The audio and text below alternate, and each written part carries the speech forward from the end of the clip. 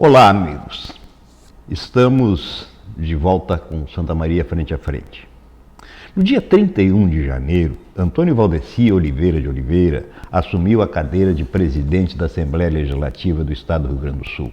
A posse, coincidentemente, foi no mesmo dia do aniversário de 88 anos de seu pai, o seu Jordeci.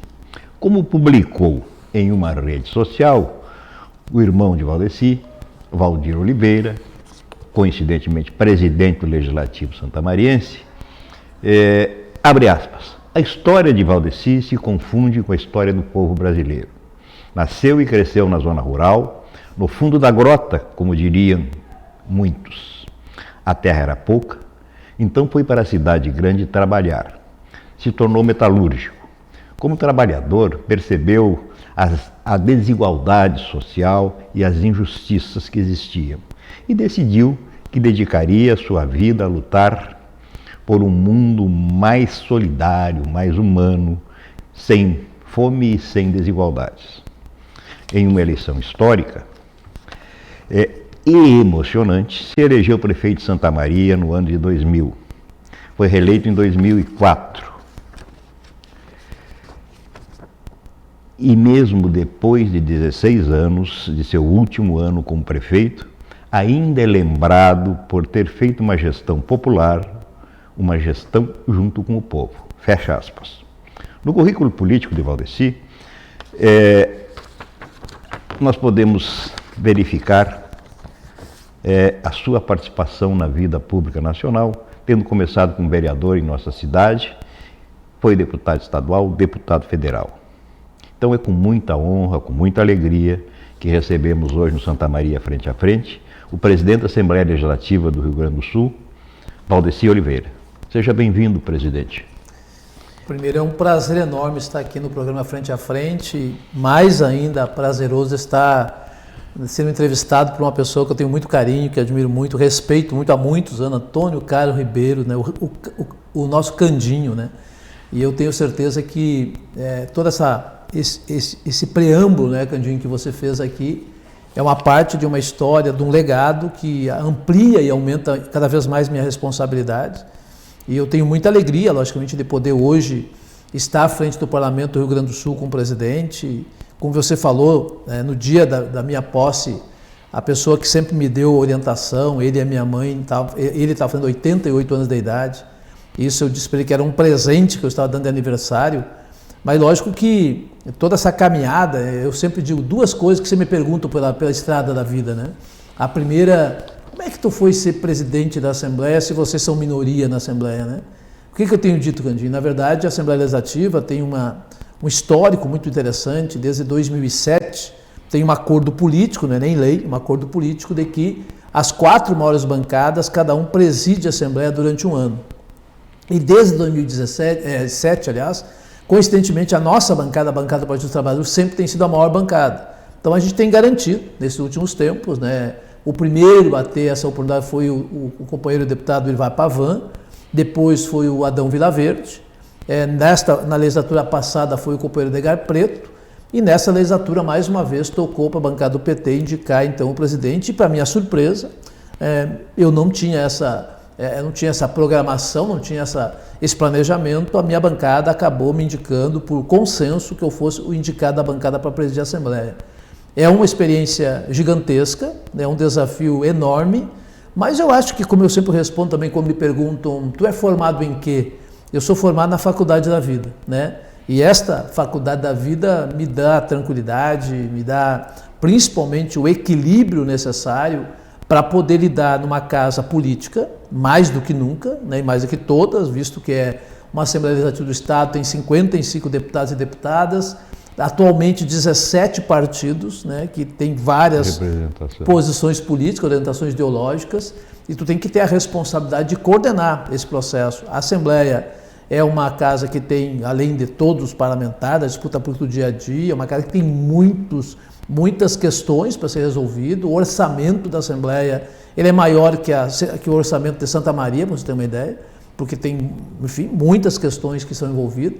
Mas eu estou bem, estou preparado, assumi com muita alegria e estou, logicamente, tentando fazer aquilo que nós falamos no discurso.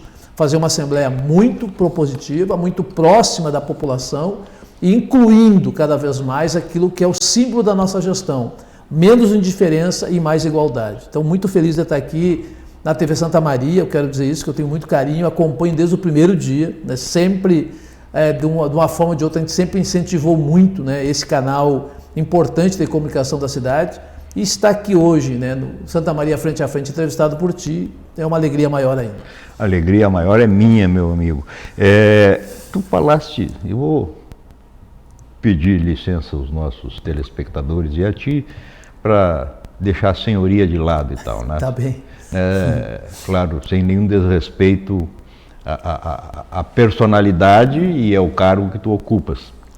Mas referiste, numa determinada passagem da tua fala inicial, a questão do equilíbrio. O equilíbrio me parece que é uma característica da tua vida como político, e certamente isso resulta de uma questão pessoal. E aí nós vamos tentar fazer aqui se alguém ainda não te conhece bem, que eu duvido que alguém não conheça na cidade, mas tudo bem, vamos admitir que alguém tenha chegado agora e não te conheça. Né? Vamos começar do início, vamos falar da tua vida pessoal, um pouco da tua infância, da tua família. E aí eu volto a relacionar isso com equilíbrio. Isso é resultado de algum tipo de formação que tu tivesse, né? Na verdade eu nasci, me criei no interior, né? No interior de Edílio Armando de Aguiar, uma localidade chamada São José da Porteirinha. São José da Porteirinha é uma metrópole perto do lugar onde eu me criei, que era lá no Capão Grande e tal, né? Tem duas figuras aqui, ilustre de Edílio Armando de Aguiar, né? Mas o que eu sempre digo, né, Cândido, por aí afora, eu me orgulho muito da minha origem, me orgulho muito de onde eu saí, daquilo que eu aprendi muito na labuta diária com muita dificuldade. Eu sou o mais velho de uma família de 4 filhos, né, muito pobres, sempre fomos muito pobres, né, meu pai e minha mãe lutaram muito para dar uma coisa que é importante, orientação, né, para a família. O pai e a mãe são analfabetos e se tornaram semi-analfabetos depois, quando nós fomos para a escola, que eles acabaram se alfabetizando a partir também do nós aí aprendendo. Então o pai e a mãe assinam o nome, na verdade, alguma leitura muito pouca. Mas a gente nos criamos numa região muito difícil. Trabalhei na roça até 18 anos de idade, frequentei a escola até a 4ª série incompleta, né, na escola Valentim Bastianello, em Edílio Armando de Aguiar. Em São José da Porteirinha, hoje município de Edílio Armando. Uma vida dura, mas ao mesmo tempo uma vida que a gente participava muito. Eu sempre participei muito do futebol, né? Eu jogava muito lá, gurizada, no final de semana. Também nos grupos de jovens, eu participava bastante da igreja, mas também trabalhava muito, cara. Assim, a gente não tinha hora, não tinha dia. Como a gente era uma família pobre, trabalhava mais para terceiro do que para nós mesmos. Então, a gente trabalhava de peão, principalmente nas lavouras e nas colheitas de fumo, nas colheitas de soja, de arroz. Sabe que eu sempre coloco que, às vezes as pessoas falam, porque eu tenho marca dessa época, não só marca do aprendizado, mas eu tenho isso aqui, esse dedo aqui foi cortando arroz na lavoura. Com a foice que as pessoas não imaginam, nem conhecem mais isso. E a foice escapou e quase que tirei o dedo fora, né? Então, esse foi um exemplo. Segundo, esse aprendizado de vida, o meu pai e a minha mãe sempre diziam uma coisa muito importante para nós: vocês não podem ter vergonha de ser pobre, né? Vocês têm que sempre levantar a cabeça, sempre achar que é possível, vocês podem ser melhor e podem ser mais do que são, e a gente sempre vai lhe dar apoio para vocês. Eu não tenho dúvida nenhuma que tudo que eu hoje sou, e coincidentemente o meu irmão Valdir Oliveira hoje é presidente da Câmara, também graças a essa orientação que nós recebemos do pai e da mãe. Hoje o pai com 88 anos, a mãe com 82. Eu saí de lá, Candinho, com 18 anos de idade, fui para o quartel, servi aqui em Santa Maria, na 3ª SEACOL, 1 ano e 29 dias de quartel. Saí do quartel, como não tinha oportunidade lá fora, acabei indo para Porto Alegre, trabalhei de metalúrgico na região metropolitana durante quase 5 anos. Acabei retornando para Santa Maria em 1982, por um problema de saúde da minha mãe, eu vim ajudar a cuidar, perdi o emprego por causa disso, e acabei vindo para cá e fiquei perambulando, até diria aqui, durante 6 meses tentando emprego, até que um dia eu consegui uma vaga na antiga Casa Jaraguá do Calçadão, né? Trabalhei de balconista, vendendo tecido durante 3 anos, tive o privilégio de, durante os 3 anos, ser o primeiro nas vendas, eu ganhava por comissão, inclusive me deram um curso para ser gerente, eu acabei fazendo um curso durante 4 meses, e depois queria que eu assumisse como gerente lá em Duque de Caxias, no Rio de Janeiro, e aí eu acabei recuando, E porque o meu desejo ainda era voltar para a metalurgia. E até que um dia eu consegui uma vaga na antiga Abt Metalúrgica, né, do Paulo Abt, do pessoal ali na 7 de setembro. Entrei lá, comecei a me dedicar muito, lá eu acabei me tornando então soldador, trabalhei muito na metalurgia e foi aí que também eu entrei para o momento sindical. Antes eu já militava no momento comunitário, na igreja, nas pastorais, entrei no movimento sindical, acabei logo em seguida sendo secretário-geral do sindicato, depois acabei sendo presidente. Bom, e aí a vida começa a andar, eu me filiei no Partido dos Trabalhadores em 86, quando eu coordenei a campanha do companheiro hoje, senador Paulo Paim, deputado constituinte. Ele era metalúrgico, eu também, coordenei a campanha dele. Em 88, no último dia da inscrição de candidatura a vereador, eu acabei sendo quase pressionado a colocar meu nome à disposição e acabei então sendo candidato a vereador no século passado, como eu digo, né? Em 1988. Fiz uma campanha absolutamente pobre, franciscana, de a pé, de ponta a ponta na cidade, né? O único materialzinho, um xerox preto e branco, frente e verso, que a gente conseguia vendendo garrafa, garrafão, jornal, ferro velho, batia o xerox e eu entregava de casa em casa. Eu era barbudo, seco, mais feio do que sou hoje, mas não sei como eu consegui voto e me elegi com 1.396 votos naquela oportunidade. Interessante lembrar, se em 86 tu coordenasse a campanha do Paulo Paim, eu coordenei na época a campanha do Nelson Jobim. É verdade, né? Também constituí. E lembro de termos nos encontrado num evento em Camobi, não sei se numa associação comunitária, num algum sindicato que promovia, mas algum debate, alguma coisa, e nós tivemos a oportunidade. E eu lembro que o Nelson gostava muito do Paim, né? Que aliás, ao longo da sua trajetória também se revelou uma pessoa absolutamente comprometida com os interesses públicos e coletivos. Ele é um grande parceiro, eu tenho um grande amigo, também um grande senador na luta pelos trabalhadores e trabalhadoras, na luta pelos direitos, né? Então, aí só para dizer, então foi aí que a gente começou, né? Eu acabei me elegendo, nem eu imaginava. Naquela época, é bom que a gente só para dizer, porque o pessoal mais novo não sabe, né?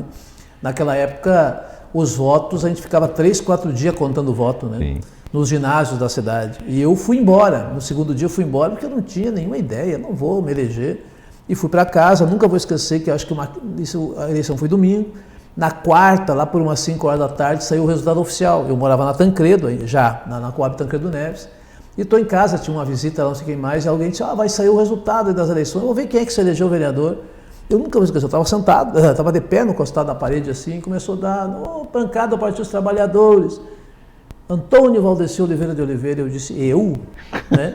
Eu lembro que eu sentei assim, aqui, assim, meio sem saber, que não caiu a ficha. Eu disse, mas como eu me elegi? Aí começou, digamos assim, né? Aí, bom, em 92 eu fui mais votado da cidade, depois eu fui para deputado federal e a história continua. É interessante também uma referência que fizesse a questão da contagem dos votos, né? E ainda tem alguns, eu ia dizer, usar a expressão meio forte, mas vou usar, alguns imbecis sob certo aspecto, né?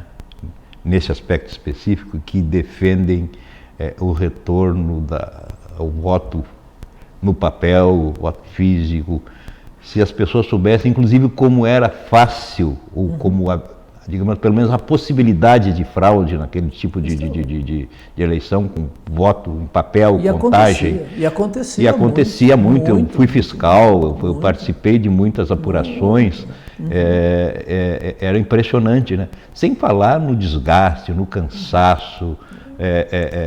Voltar, Candinho. Seria um retrocesso assim enorme, né? Olha, enorme, voltar naquela época nada contra, mas é a mesma coisa que voltar a fazer todo o processo de debulhar milho. Debulhar milho, vamos voltar à máquina de escrever. A máquina de escrever, né? Não tem fundamento. Não, boa, isso é coisa. Fala para quem não tem o que fazer. Bom, aí depois tivesse 2 mandatos como prefeito da cidade. Deputado federal antes, né? Deputado federal, 2 mandatos incompleto. Eu era suplente, né? Assumi 2 anos, me reelegi em 98, aí fiquei 2 anos e acabei vindo para a prefeitura. Para a prefeitura, né? E essa experiência com a administração municipal, Valdeci, certamente qualquer cidadão gostaria de ser prefeito da sua cidade, né?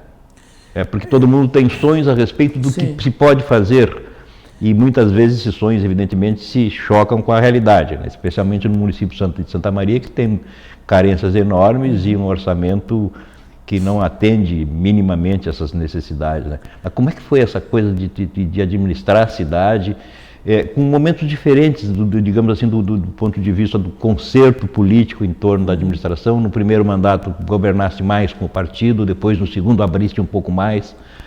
Como é que conta para nós essas experiências? Primeiro, eu que imaginei ser prefeito da cidade. Isso é real.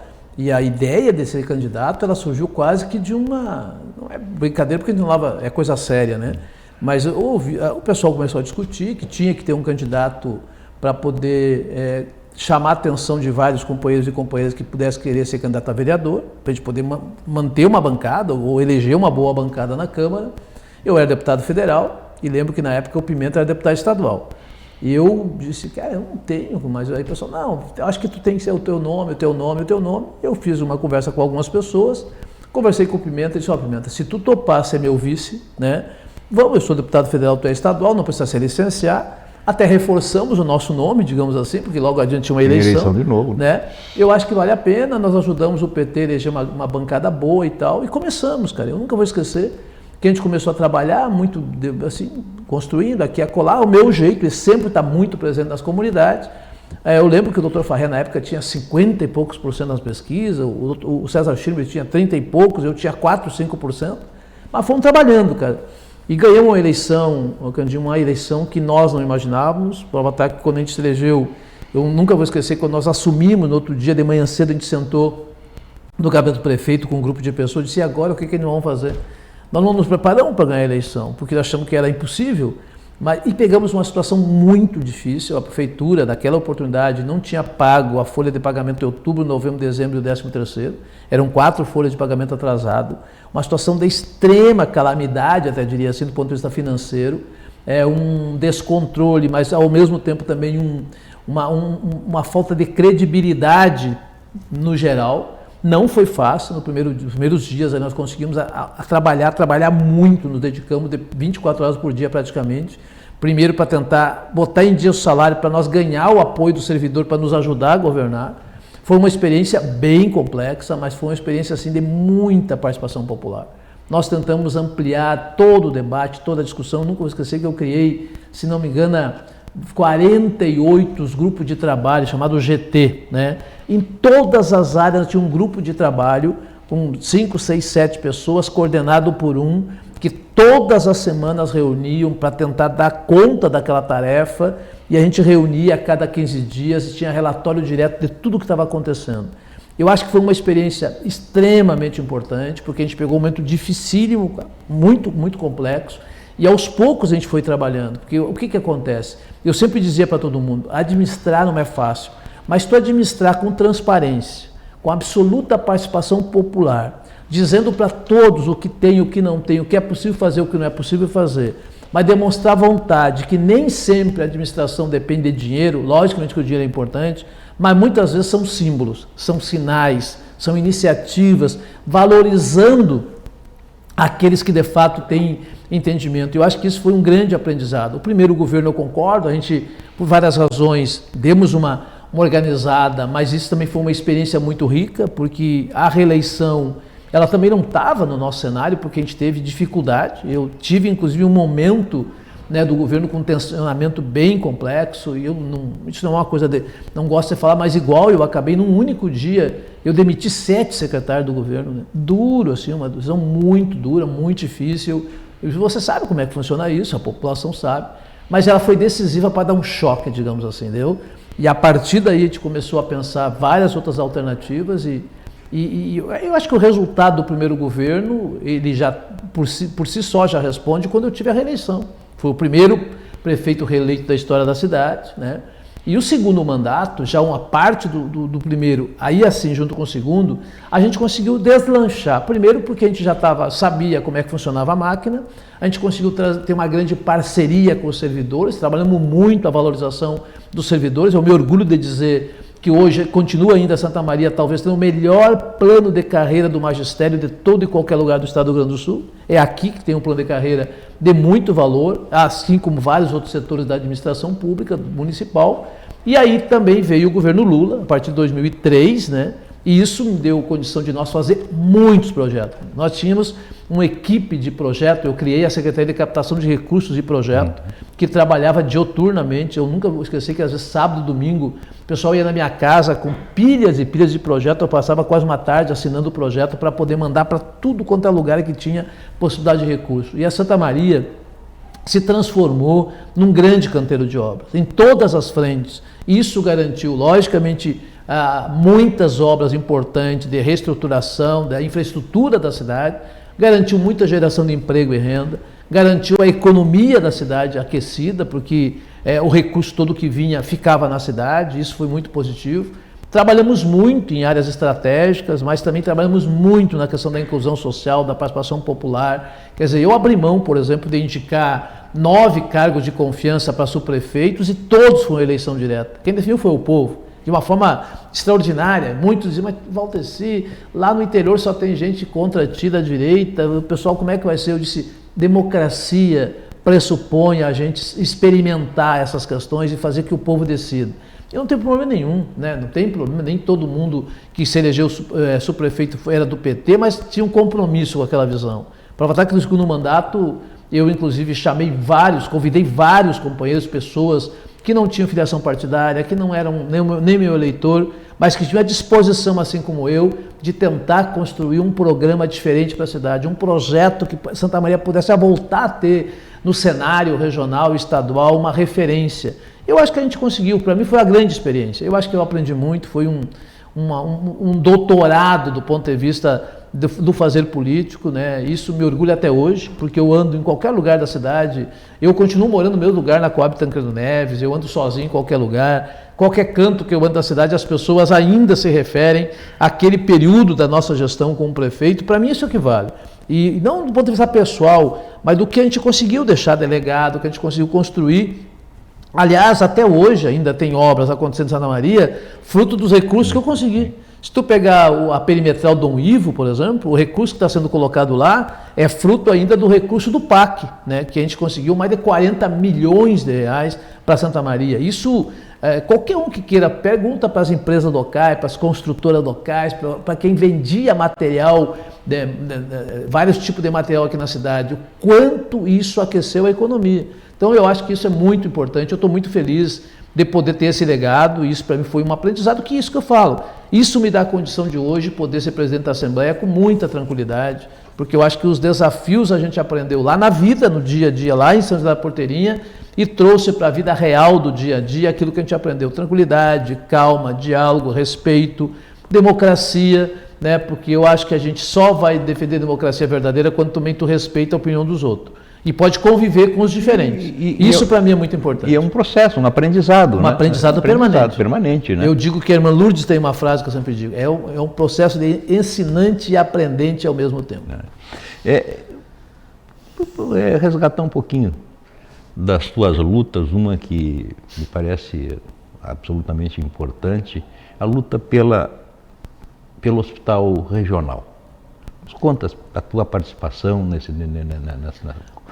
como é que essas coisas aconteceram, tinha um determinado encaminhamento que acabou não se concretizando e depois aconteceu tudo que a gente sabe.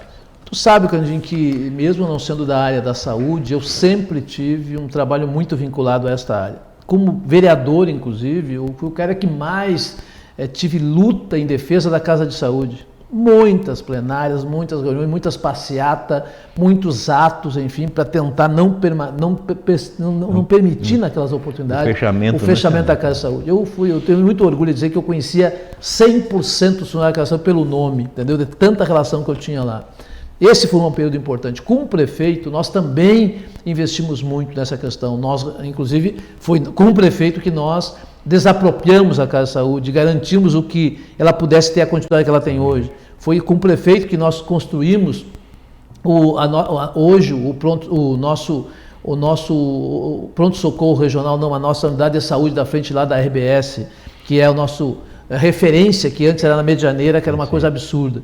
Foi da administração nossa que a gente construiu o posto de saúde, unidade de saúde nova em Camobi, foi do Itararé, que a gente ampliou, foi na nossa administração com o prefeito que nós criamos as 16 equipes de estratégia de saúde da família da época, que até hoje continua, não teve aumento em todo esse período. Então a gente sempre teve esse vínculo com a questão da saúde. E como a questão do regional, teve alguns episódios que às vezes de uma forma, como é que eu vou dizer, tentam fazer uma exploração ao contrário de tudo que aconteceu. A nossa defesa inicial era de que todo o recurso para o hospital regional, nós achávamos no primeiro momento que poderia ser colocado todo ele na Casa de Saúde e ampliado o Hospital Casa de Saúde e transformado o Hospital Casa de Saúde daquela oportunidade como hospital regional. Bom, isso teve uma série de debates, não foi possível e nós fomos atrás de conseguir local para o hospital regional. E houve 3 locais definidos e para isso, inclusive, acontecer, eu mudei 2 vezes o plano diretor da cidade. E você sabe que é difícil. Eu mudei uma época que tinha uma possibilidade de que o hospital regional fosse ali em direção à Boca do Monte. Nós mudamos o plano diretor. Houve uma outra oportunidade que tinha uma possibilidade que fosse ali acima da Coab Tancredo Neves, no Rincão dos Bento. Nós mudamos o plano diretor e adequamos. E depois veio, então, para esse local onde é hoje. Teve vários movimentos, logicamente, que tinha a disputa política, mas nós sempre damos as condições para que ele pudesse ajudar, apesar de que alguns ainda, em alguns momentos, dizem que nós éramos contra. Nós éramos contra. Nós tínhamos a ideia de usar de uma forma melhor o recurso que vinha para o hospital regional.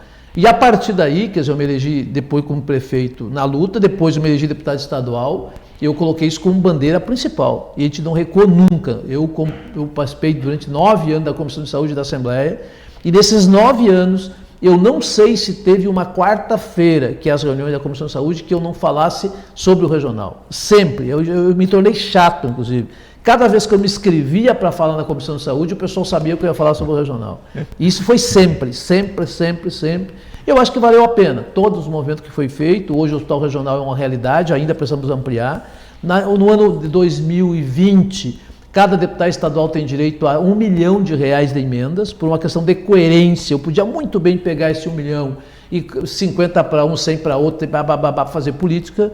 Eu peguei os R$1 milhão, direcionei todo ele para o Hospital Regional, que foi pago em junho do ano passado, e o próprio diretor do Hospital Regional disse: deputado, o senhor não sabe o quanto esse recurso ajudou a salvar vidas do nosso hospital. E eu continuo ajudando, tudo que eu puder. Acho que temos 2 lutas pela frente ainda, Candinho. A primeira é fazer o hospital funcionar plenamente 100%. E segundo, ele precisa cumprir o seu papel de hospital regional 100% SUS de alta complexidade. Nós precisamos transformar o hospital regional na referência em cardiologia, traumatologia, reumatologia e neurologia. Essas 4 são o que mais tem problemas em toda a região. O povo daqui sabe que tem que ir para Passo Fundo, para Rio Grande, para Uruguaiana, para Porto Alegre, para não sei aonde mais. E aqui nós temos essa possibilidade. Nós temos que continuar lutando. E o governador, quando veio aqui inaugurar as salas de cirurgias da UTI, enfim, do Hospital Regional, ele se comprometeu com isso. Então, a partir de agora, eu começo uma nova luta para que o hospital, de fato, comece a funcionar também na alta complexidade para atender toda uma região centro do estado. Que é um absurdo essa situação de Santa Maria não ser uma referência em todos os sentidos na área da saúde. Mas nós precisamos, Valdeci, fazer um pequeno intervalo, aí depois, na sequência, nós retomamos e aí vamos também conversar um pouco sobre os projetos a partir de agora. Nós já retornamos.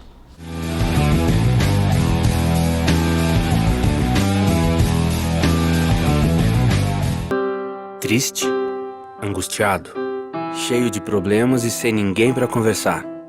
Então disque 188. 188 é o novo número de atendimento telefônico do CVV, Centro de Valorização da Vida. De orelhão, celular ou telefone fixo, a ligação é gratuita e funciona 24 horas todos os dias. Ligue 188 e receba apoio emocional. Com atendimento pautado na proximidade junto ao cliente, a Quatrum busca sempre a confiança a partir do trabalho e dos resultados satisfatórios para seu negócio. A grande preocupação da instituição particular não é só unicamente a questão acadêmica, mas a questão negocial também. E para a tomada de decisão é preciso ter equipes e pessoas capacitadas. Isso para nós é muito importante porque imprevistos acontecem a todo momento e a gente precisa ter hoje profissionais que possam dar essa assessoria a qualquer momento, quando for necessário. Eles estão sempre disponíveis para vir à empresa, eles vêm na empresa. Isso para nós é muito prático, é fácil de resolver os problemas dessa forma. Eu acredito que, talvez em função de uma estratégia de trabalho deles, eles são muito organizados, né? E ao mesmo tempo prestativos. Nós confiamos muito no trabalho deles, eles são pessoas maravilhosas, muito acessíveis e principalmente muito comprometidas. De processos organizacionais a cálculos tributários, fiscais e trabalhistas, oferecemos um serviço personalizado de consultoria, sempre apresentando nosso trabalho da maneira mais didática ao cliente, buscando transparência em tudo o que fazemos.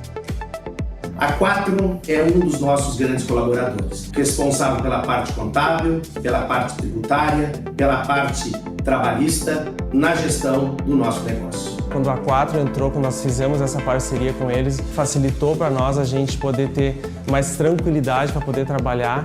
A característica mais importante da Quatrum para a gente é a agilidade na prestação do serviço. A rapidez e a eficiência na resposta das nossas demandas. Ter a Quatrum como parceiro, eu diria assim, é despreocupar com a parte contábil. E para ser um grande negócio é preciso que tenha equipes. E o nosso crescimento, ele é fruto desses colaboradores. E a Quatrum é um grande colaborador que foi responsável e está sendo responsável pelo nosso crescimento institucional. Seja para folha de pagamento, contabilidade ou cálculos fiscais, o que você precisar, a Quatrum resolve.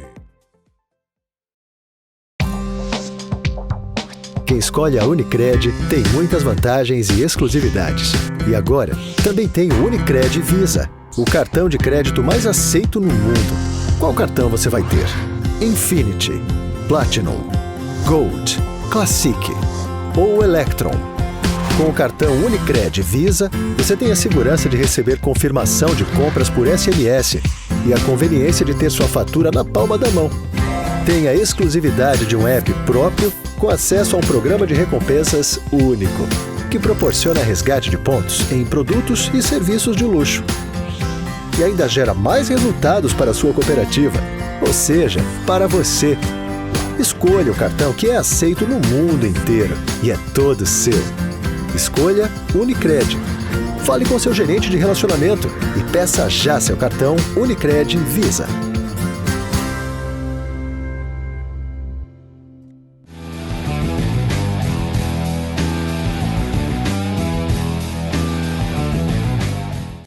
Estamos retornando com Santa Maria frente a frente, nessa edição em que, para nossa alegria e certamente para a alegria de todos quantos nos assistem, estamos conversando com o presidente da Assembleia Legislativa do Estado do Rio Grande do Sul, deputado Valdeci de Oliveira. No final do bloco anterior, do primeiro bloco, Valdeci, nós falávamos alguma coisa a respeito da situação de Santa Maria. Eu fiz uma observação a partir das suas manifestações em relação ao regional, e das aspirações de que ele se transforme, evidentemente, no que foi projetado para ser, do fato que Santa Maria perdeu espaço no cenário gaúcho em relação à área da saúde, que era para ser uma referência em todos os sentidos, né? Eu acho que esse talvez seja um dos grandes temas que nós temos que discutir, não eu, a cidade inteira. Santa Maria exporta para o mundo inteiro profissionais de todas as áreas, de ponta, da área da pesquisa, da ciência, da tecnologia, principalmente da questão da saúde, e nós não podemos continuar aqui levando nosso povo, como eu já falei, para Uruguaiana, para Rio Grande, para Passo Fundo, para Porto Alegre, Santa Rosa, nada contra a cidade, pelo contrário. Evidente que são extremamente importantes, eles tiveram méritos, né, de hoje ser referência.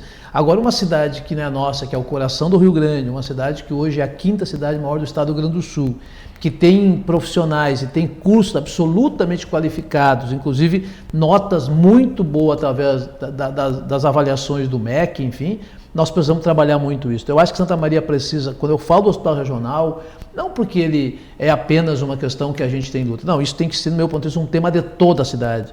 Transformar o hospital regional numa referência de alta complexidade significa começar a reverter essa realidade. e produzir uma relação de participação efetiva do hospital regional, com o hospital universitário, com os outros hospitais da cidade, seja ele público ou privado, e que a gente possa transformar de fato a cidade, assim como nós temos referência na questão militar, como nós temos referência na questão educacional, como temos referência na questão do comércio, na questão de serviço, já fomos referência na questão da ferrovia, nós precisamos transformar como grande referência, entre outras questões, a questão da saúde. Eu acho que isso é muito importante, então pode ter certeza que tens em mim, não só enquanto um cidadão que adora Santa Maria, mas hoje, com o espaço que a gente tem como presidente da Assembleia, eu acho que esse é o grande tema. Eu pretendo, inclusive, no próximo período agora, fazer uma grande reunião aqui em Santa Maria, com as principais lideranças da cidade, independente das questões políticas partidárias, essas disputas são lá das eleições.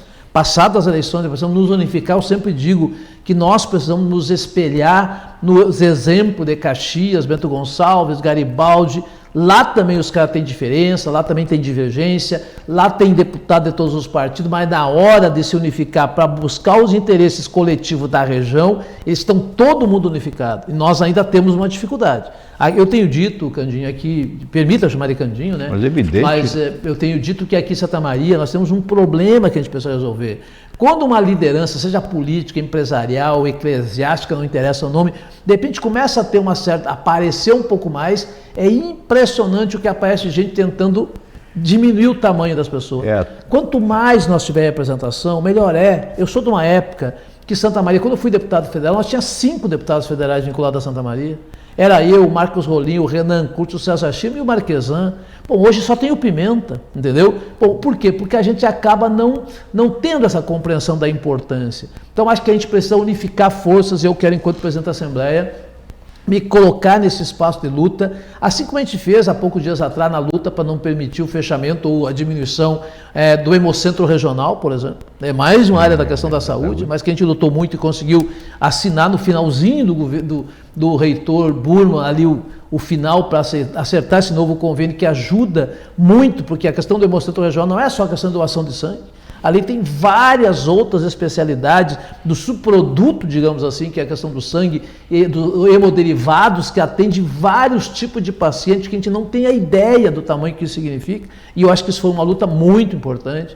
Da mesma forma que a gente tem que continuar olhando com carinho a questão da Casa de Saúde, por exemplo, e aqui eu vou dar em primeira mão, apesar das dificuldades que nós temos de apenas R$1 milhão de orçamento, eu estou destinando já com compromisso, e vou fazer uma reunião com a direção da Casa de Saúde para o próximo período agora, R$200 mil para ajudar a Casa de Saúde, e isso para mim é compromisso, assim como eu fiz com o Hospital Regional.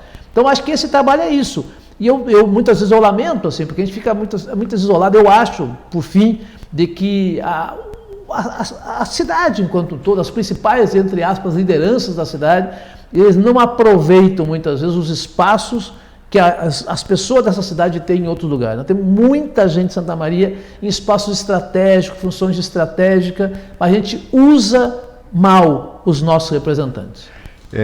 Essa questão, né, de tentar podar quem se destaca um pouco, alguém chamou já de síndrome do arbusto, né? Não pode deixar virar árvore, tem que podar antes que cresça. O que é um absurdo, né? É um atraso, tem espaço para todo mundo. Tem espaço para todo mundo. Tem espaço para todo mundo crescer. E o resultado de uma eventual união é o benefício para a coletividade, para todo mundo, né? Quer dizer, e todo mundo cresce individualmente. É como um time de futebol, né? Quando o time está bem, as individualidades aparecem, né? E a boa política, na minha concepção, fazer político, ele só serve para o coletivo.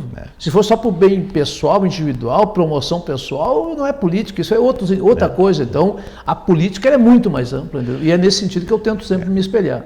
Uma das tuas lutas, então, como presidente, vai ser a continuidade da luta de sempre pela questão da saúde, a partir do regional. E os outros desafios que tu pretendes enfrentar como presidente da Assembleia,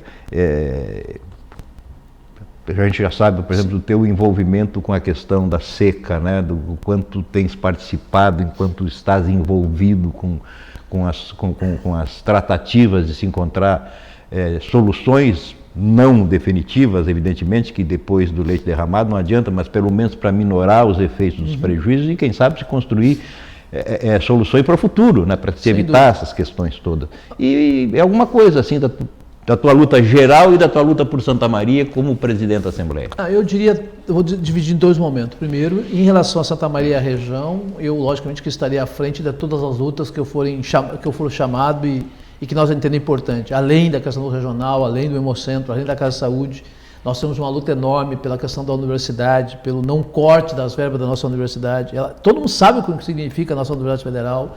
A luta pela duplicação da 287, mas que comece daqui também, não só de Itabaí para cá, e esta é uma luta que eu não recuo, estou fazendo vários movimentos nesse sentido. Estou me inserindo numa luta grande, que é a valorização sobre a questão do Tecnoparque, né, aqui na região da Quarta Colônia, uma relação de um projeto muito importante vinculado à Unesco, que eu também estou ajudando esse pessoal a discutir um pouco disso. E tem a luta geral, além da luta que é, lógico, todos nós, a luta pela democracia, num momento de tanta dificuldade que a gente vive.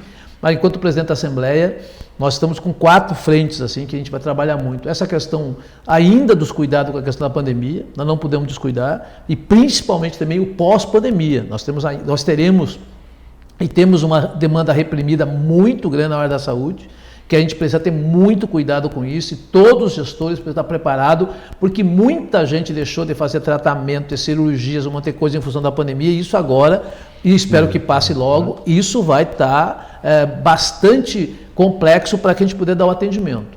A segunda questão é essa questão da estiagem, que é momentânea, mas ela não pode ser tratada só quando acontece. O grande movimento que a gente está fazendo na Assembleia, nós já criamos uma comissão externa para acompanhar todo esse processo. Estamos constituindo uma missão oficial para ir a Brasília, com vários deputados de todos os partidos, junto com o chefe da Casa Civil, para os ministérios, para a bancada gaúcha, saber que a situação da estiagem é gravíssima, tem um impacto violento agora, mas também tem um impacto econômico e social logo aí na frente, e nós temos que estar preparados. Uma coisa é tentar achar alguma coisa agora para minimizar o impacto da estiagem, mas nós precisamos ter uma política permanente de discussão, e não de governo, mas de Estado, para pensar e se preparar para as futuras estiagens. E para isso me parece que tem que ter todo um processo permanente, abertura de poço artesiano, de cisternas, de açude, cuidado com as nossas nascentes, etc. Isso tem que ter uma política de Estado permanente, entendeu? E é possível isso, não podemos esperar e achar que quando chega a estiagem, todo mundo sai desesperado achar para diminuir os impactos e não tem nenhuma política preventiva. Então nós vamos debater muito isso. Um terceiro ponto, Candinho, é a questão da fome e da miséria. Nós temos um Estado que é o maior produtor de grãos e um Estado que hoje tem mais de 1.200.000 famílias abaixo da linha da miséria. Eu tenho lutado muito na Assembleia com um projeto de lei que cria um programa estadual de renda básica. Esse projeto poderia estar atendendo já 400.000 famílias no Estado. Eu digo da onde saiu o recurso está parado no Fundo Ampara, que é um fundo para esse tipo de ação, e que está no governo parado com quase 400 milhões de reais parados nesse fundo, e o povo passando fome.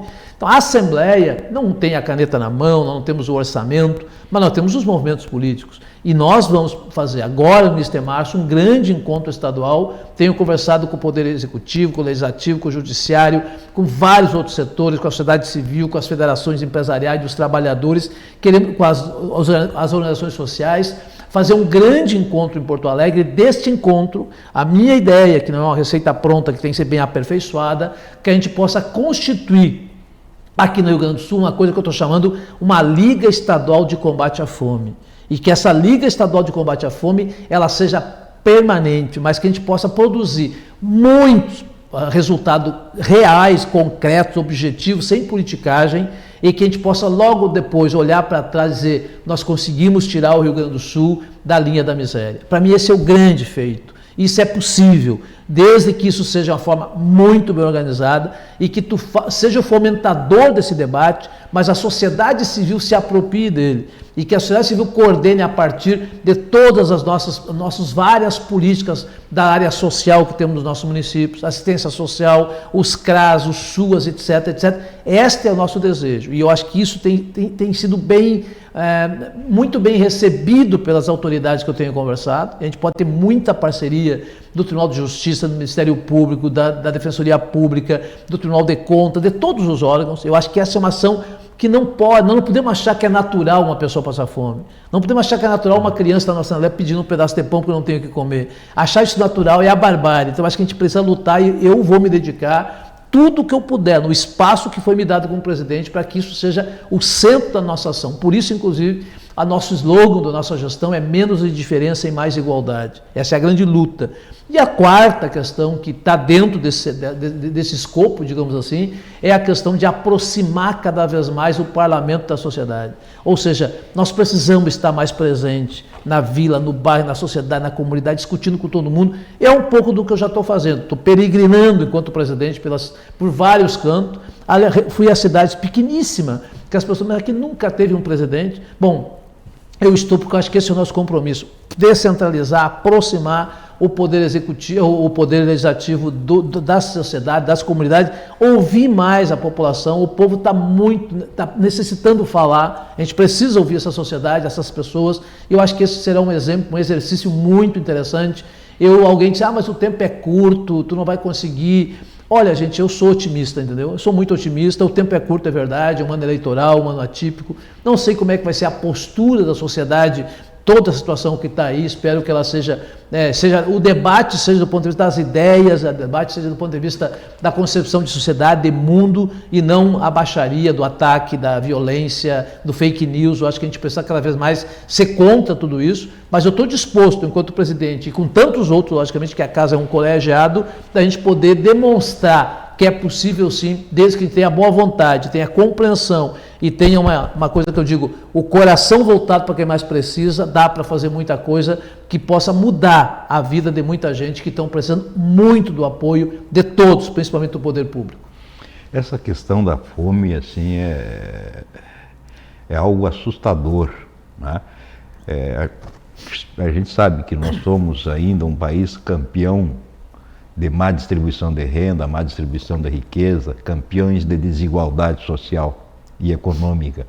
Mas o que a gente observa no dia a dia, andando pela cidade, com as pessoas tocando a campainha da tua casa, é que aumentou drasticamente esse quadro da pobreza e da miséria, né? Violento. Quer dizer, é impressionante isso. Quer dizer, então, óbvio que num ano como presidente da Assembleia, e como tu disseste, na Assembleia não é que não tem orçamento na mão, não tem a caneta para resolver as coisas, mas esse papel que vocês podem desempenhar e que tu estás desempenhando e estás disposto a desempenhar é fundamental, né, para a criação desse ambiente propício a, como tu disseste, a própria sociedade se apropriar da ideia e construir uma solução permanente, né, que talvez não seja definitiva, mas vai ajudar barbaramente para minorar essa situação. Tem muitas iniciativas, tem muita solidariedade, mas talvez ela esteja muito dispersa. Tudo muito fracionado. Muito fracionado e às vezes até sombrio. Parece que cada um quer fazer o seu próprio papel. Se tu conseguisse ter que eu estou chamando de uma liga, porque isso me chamou muita atenção. Mas o nome eu acho que é sensacional. Uma Liga Estadual de Combate à Fome, porque nós já temos a Liga Estadual de Combate ao Câncer e outras coisas a mais que deram certo.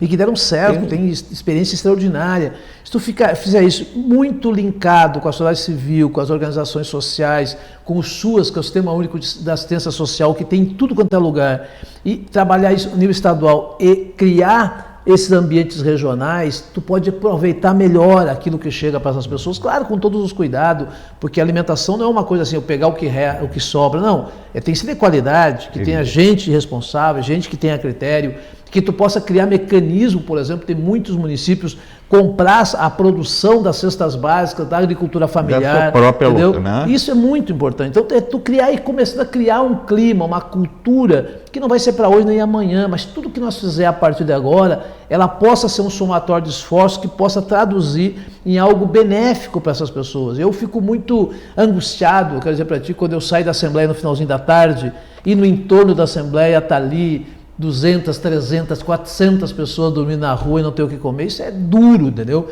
Eu acho que a gente precisa lutar por isso. E nesse sentido, eu acho que a gente tem sim um espaço, porque o povo gaúcho é um povo extraordinariamente solidário. Falta unificar as forças independentes. Fome não tem cor partidária, tá? Fome tem pressa e não espera. até em razão dos compromissos do deputado, que logo depois que sair da gravação do programa, nós estamos gravando segunda-feira, dia 14, é isso, né? 14. Hoje à tarde o deputado vai para Brasília, né? Participar da reunião que ele se referiu a respeito às questões ligadas da estiagem à seca. Então ele tem que deslocar a Porto Alegre e nós precisamos, então, até a pedido dele, fazer o programa um pouquinho mais curto, mas eu não posso deixar, primeiro, de agradecer a participação dele, transparente, como sempre, civilizado, mostrando o homem que o Valdeci é. Antes de ser o político que ele é, o homem que ele é. E generoso, disponível, né? Aberto, disposto a dialogar sempre. Mas eu queria te perguntar, e o futuro? Assim, rapidamente, futuro. Teve uma época em que alguém disse, não, o Valdeci, que está programado para ser o presidente, por indicação da bancada do PT, para ser o presidente da Assembleia Legislativa em 2022. Aí depois ele está a fim de encerrar a carreira dele como vereador em Santa Maria.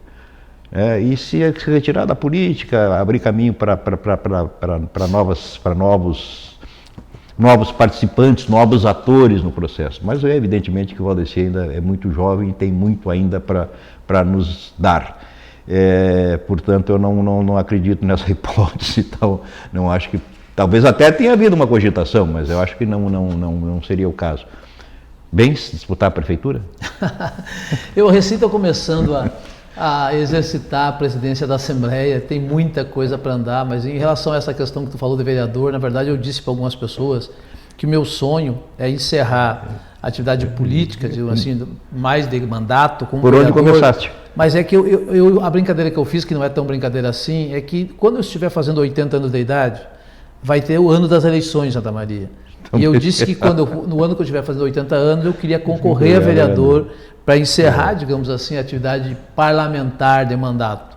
O tempo, Candinho, eu sempre digo que o futuro, ele é resultado e consequência do presente, tá? Não adianta eu querer ficar pensando em 2024, 26, 28 ou 30, se eu não fizer muito bem feito o 22, o 23 e assim por diante. Minha primeira tarefa é fazer agora uma gestão séria, honesta, transparente, com muito diálogo, com muita determinação com o presidente. Também nesse processo eu estou colocando o nome à disposição para candidato para reeleição a deputado estadual aqui no Rio Grande, se o povo assim entender. Então isso é o nosso objetivo. Qualquer outra questão de futuro, ela vai depender e é consequência do presente, daquilo que vai acontecer. E eu tenho comigo não é de hoje sempre, eu não gosto de pensar o amanhã sem passar o hoje. Eu acho que primeiro fazer o que tem que fazer hoje. Eu conheço algumas histórias de gente que estava recém-candidato a vereador e já queria ser prefeito. Outros que eram candidato a deputado já queriam ser governador e nem deputado foram, nem vereador foram. Então acho que tem que fazer bem feito aquilo que está fazendo. E o processo do futuro, eu sou um partidário, sou uma ferramenta do partido, sempre tive muito respeito pelas decisões coletivas do nosso partido, né? Então tem muita coisa pela frente, tem toda a questão do processo nacional, o que vai acontecer. Logicamente que a conjuntura muda muito se o Lula for presidente do país, se o Edgar for o governador do estado, mas tudo isso é um processo de futuro. Então, primeiro, para fechar, quero fazer bem feito a minha gestão como presidente da Assembleia e se o povo entender, eu estarei colocando meu nome à disposição para candidato à reeleição a deputado estadual. Ponto. O resto é para depois. Beleza. Muito obrigado. Foste muito, muito atencioso conosco, como sempre. Agradecemos, tenho certeza que foi uma belíssima entrevista, um belíssimo bate-papo que os nossos telespectadores, os internautas gostarão muito de assistir. E eu, pessoalmente, fico agradecido por essa oportunidade de conversar contigo. Sabes do carinho que eu tenho por ti, do respeito que eu tenho por ti. E vou fazer uma sugestão. Pensa na possibilidade, lá nos 80, de encerrar, já que São José da Porteirinha não vai se tornar um município independente, apesar do seu enorme potencial, quem sabe encerra como prefeito de Dilermando Aguiar. Eu me ofereço para ser teu secretário de alguma coisa. Muito bem. Eu quero agradecer muito essa oportunidade aqui. Mais uma vez eu quero dizer que Santa Maria Frente a Frente é uma realidade muito positiva para a cidade. A TV Santa Maria é algo assim extremamente importante, tenho um enorme carinho e eu fico lisonjeado, né, por ser entrevistado por uma pessoa que eu tanto admiro, que eu tenho muito respeito, Antônio Cândido Ribeiro, né, grande amigo do meu grande amigo Zanatinha, né, escritor, poeta. Tenho um grande carinho por você, muito obrigado mesmo e espero que a gente possa se encontrar outras vezes e colocar o meu mandato e a presidência da Assembleia à disposição da sociedade. Muito obrigado. Mais uma coisa, continue, muita vacina no braço, porque vacina salva a vida. Obrigado. Beleza, muito obrigado. Agradecemos aos nossos telespectadores, mais uma vez ao nosso querido entrevistado Valdeci de Oliveira, e o Santa Maria Frente a Frente retorna na próxima semana.